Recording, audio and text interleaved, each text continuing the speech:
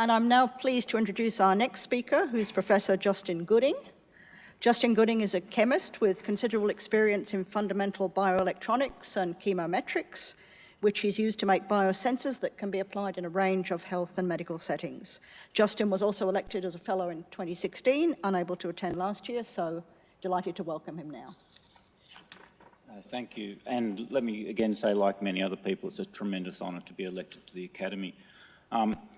What I'm going to talk to you about today is what the title really means is making sensors using well-defined surface chemistry and what the importance of the surface chemistry is. But before I get to the science, I wanted to take actually the time to acknowledge the people in the beginning who give us the money, the infrastructure, and most importantly, of course, the past and present members of the group and our collaborators, which are really the talented, persistent people that have the ability to realise some of our crazy ideas. And so what links all these people together in the past and present is the use of well-defined surface chemistry. And by that we mean monolayer chemistry, where we would argue that using this sort of chemistry we have molecular level control over how we modify a surface, and that allows us to make new or better performing measurement systems. And so it might be for very fundamental things like understanding electron transfer at a surface for bioelectronics and molecular electronic devices, or understanding how cells respond to man-made materials. But in the context of today, it's going to be about sensors, but that's what the group is best known for, and moving towards what I see as the future, which is detecting many single molecules at one time to turn single molecule sensors into quantitative tools. And so I think most people are familiar with the concept of a biosensor at this point in time, where you have some sort of biorecognition molecule, like an enzyme in the case of the glucose meters, or an antibody in the case of the pregnancy test kits, and that biological molecule is integrated with a signal transducer, something like an optical device or an electrode. And the key point is that it then allows you to perform analyses without requiring sample preparation. And so that's really important because it means these devices here, these poster children of the biosensing field, can be portable analytical devices, but it also means that you can perform make sensors that perform measurements in very complex samples for biological discovery. So we've heard about next generation sequencing. As a sensor person, I would claim that's a multi-analyte sensor, but it also might be nanoparticles that travel through cells to try and understand how to design drug delivery vehicles, or even entirely protein engineered systems that allow us to understand about changes in the charges of cell membranes. But I'm going to really stick to these two guys, the two poster childs, the glucose meters and the pregnancy test kits, because they really demonstrate why we take the process and the philosophy that we take in our research. So glucose meters, these are the huge success stories. They're the blockbusters of the sensing industry. Glucose meters are incredibly successful, primarily because there's a really important need, a need that these sensors allow people who are affected by diabetes to really affect their lifestyle. And so this is an absolute huge industry, $12 billion a year, glucose alone, and it's an expanding industry as we expand. And to give you a really feeling of how important that field is, this is the most used analytical method in the year by a country mile. 10 billion glucose assays are performed each year. And it needs to be a big industry because to bring a device like this to market is expected to take many millions of dollars, which means the market needs to be many hundreds of millions of dollars. And unfortunately, there's not that many large markets for portable analytical devices, or really that many large markets that people are willing to pay for these types of sensing technologies. This, on the other hand, the pregnancy test kit, is not something we need. We absolutely know how to tell whether someone's pregnant. We've got really reliable methods. What this has done is allow you to avoid an awkward conversation until you're a little bit more sure about it. And the market itself is not large so much because of pregnancy test kits, but this very same technology can be used for many different things.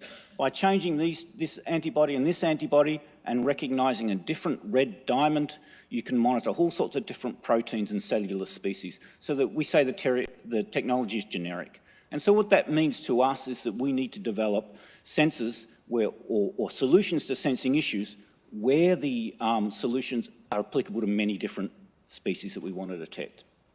And so that's the philosophy we take in my group, and we do that using well-defined surface chemistry because these are interfacial devices. And so how well this sensor will work will depend very much on the quality of how you design that interface.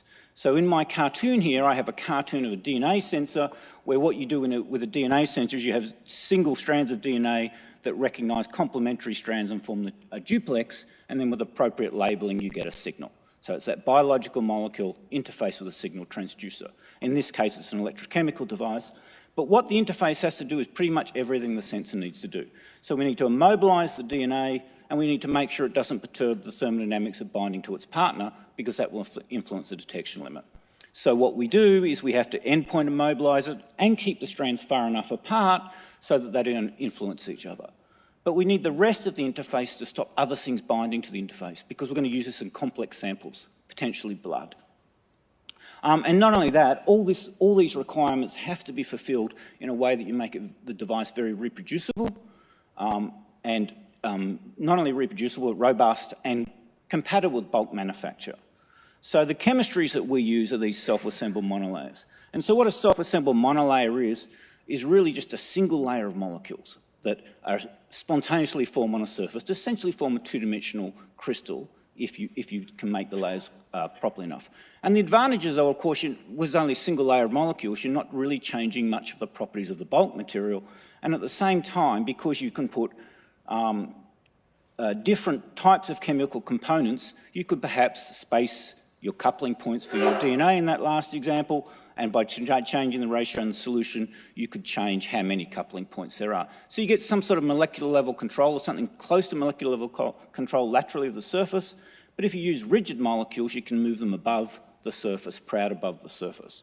And so we have what we think is pretty amazing control, and that allows us to, as I say, create new measurement systems. I'm going to show you one example that conveys some of the issues. And so what we're trying to do is solve problems that exist in sensing. And so if you remember those two sensors I showed you, the glucose meter and the pregnancy test kits, well, the pregnancy test kits are fantastic because they can measure many different analytes, but they're not quantitative. They're semi-quantitative at best. The glucose meters with their electrochemical transduction are very quantitative, but it's been an enduring challenge to try and be able to get an electrode to detect proteins in blood. And so we designed an interface which has these ethylene oxide chemistries, which are really known to be very good at resisting non-specific absorption of cells and proteins, but they block electrochemistry, so that makes the electrode useless. So we built molecular wires, which are these rigid molecules that stand proud above the surface, and to the end of this molecular wire, we attached a radioactive species of ferrocene. And to the end of that, we attach a molecule that is what the protein we want to detect will recognise. So it's the epitope that an antibody will recognise. And so this will, when the antibody comes down, it immerses the ferrocene in a protein environment and the electrochemical signal goes down. So by changing this epitope, we can detect any protein we like. But this is actually because of these ethylene oxides, it's a very soft surface for a protein. So if we had a small molecule in solution that mimics that structure, some of the antibodies will leave the surface and we could detect small molecules as well. So this is the only technology we know of that can actually detect large things and small things, and many large things and many small molecules. And so it's actually licensed to a commercial partner, and I've got a little bit scrambled there, but basically it's the same idea for detecting a molecule or a protein called glycosylated hemoglobin, or HbA1c. And you might say, well, why do we want to detect that? Why are people interested in that? It's because it's a 3-month marker of glucose levels in the blood, so it tells you about the efficacy of the treatment regime of someone who's affected by diabetes. And the biggest issue with this marker, which is really important to telling us how well they're going, is non-compliance, because you have to go to a doctor to get the measurement. And so if we could make a portable analytical device, an electrochemical device that plugged into your glucose meter, and once every 3 months you get your answer, then you would know how you're tracking. So that's what that technology is about. Now, I'm going to very briefly tell you what I see as the future of sensing, because I think we're in a really important and really interesting time in measurement. Because traditionally in measurement, what we've done is decrease the sample size down to smaller and smaller samples with more and more sophisticated sensitive technologies to allow us to detect single things. And we're now down at single molecules. And I wouldn't say it's routine to do single molecules, but there's very many measurement tools that can do it. And the sort of funnel shape here is deliberate because the way we do that is scale the size down to the measurement volume to a very small volume, so within that volume the concentration is appreciable and measurable. But the future, I think, is we're going to detect many single molecule interactions. The argument for that typically is so we can understand heterogeneity, but if you can detect many single molecules, you can now do quantitative analysis. You can say that how much there is of something. And so the dream really is to do it in a wide field format. And so what that means is if we come back to our DNA sensor, our DNA interface, previously we get one signal from all those molecular interactions. What we're hoping to do is get a signal from every single one of those molecules. Why do we want to do that? Well, if we can detect one, then we don't have to worry about one of the big challenges where the markets really are, the potential really are. It's in early diagnosis and in treatment efficacy, where you want to detect really low amounts of stuff. So if you can detect one, you don't need to worry about that. Second reason is if you can detect many, but as single molecule events, you can count.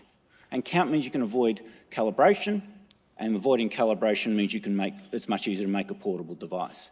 And the third reason, which is perhaps the most important, is when you get down to that really low concentrations of analyte that you want to detect, non-specific absorption becomes a real problem, and none of the chemistries we have can really cope with that.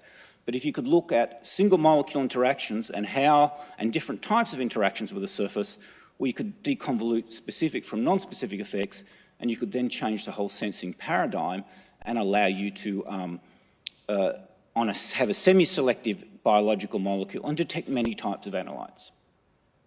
And so that might sound really far-fetched, but we already have the tools that get us pretty close to being able to do that in a wide field format using the super resolution microscope. So the things that got the Nobel Prize in 2014 and in chemistry actually, and the main technique we use is called single molecule localization microscopy.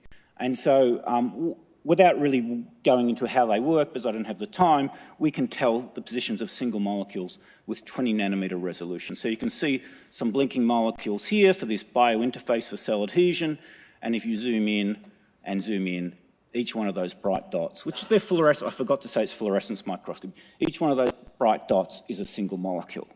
And so we can build sensing interfaces and count the number of dots related to, say, an antigen, the thing we want, a protein that an antibody binds to, and with changes in concentrations of antibody, we can actually count how many there are on the surface. And so we're pretty close. We're not there yet because switching these molecules on and off is not yet quantitative. And that's what we need to solve to then able to fulfill the dream of being able to do molecular counting and count many single molecule interactions and perhaps have the next generation of sensing devices. So with that, all I'd really want to do is thank you for taking the time to listen.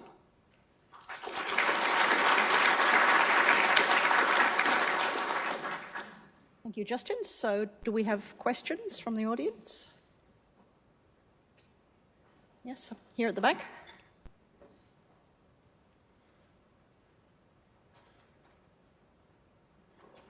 Hi, Justin. Very good talk. Jin Daoyong from UTS.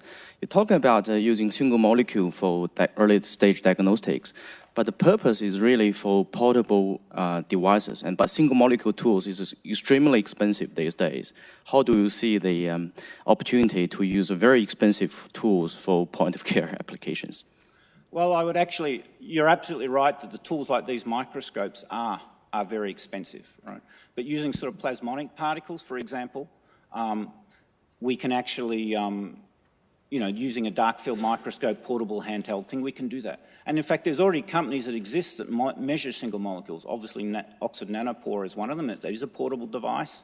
And there's also another company, Quanterix, which actually also looks at single molecules. So it's not as far-fetched as it sounds, but you're absolutely right that the way we're trying to do it at the moment is taking us first to try and understand how we can actually do these measurements, because there's some pretty important analytical perspectives to it before we then, what we're going to do before we then merge to the single molecule devices. Excellent question, actually. Question down here at the front, please. Yes, so point of care, where you actually have your patient getting the diagnostics, is fine if they can do something in response. So, for example, point of care for glucose monitoring, change the dose of insulin, very straightforward. Point of care for HbA1c, very different. right? It requires a careful analysis of what's going on. It is much more complex, and the patient doesn't actually have the ability to do anything immediately. Therefore, a physician has to be involved. So the ethics of point of care, I think, is quite complex. And is this something that you and your group actively discuss? Yeah, so actually in our centre we have social scientists who actually work in actually how new technologies are adopted and influenced. But I think your point is very valid. So this is not necessarily a technology for allowing the, so the HbA1c is not necessarily technology for allowing a person to take an action, but that information could be relayed back to the physician. Because there's an extra issue related to if the person goes to a doctor's surgery, then either has to be a large doctor's surgery to have the benchtop instrument, or they have to send it away and come back, and then we have further non-compliance issues. It's a really good point, but yeah, I think there's still a place for these sorts of technologies. Okay, thank you very much, Justin. Thank you.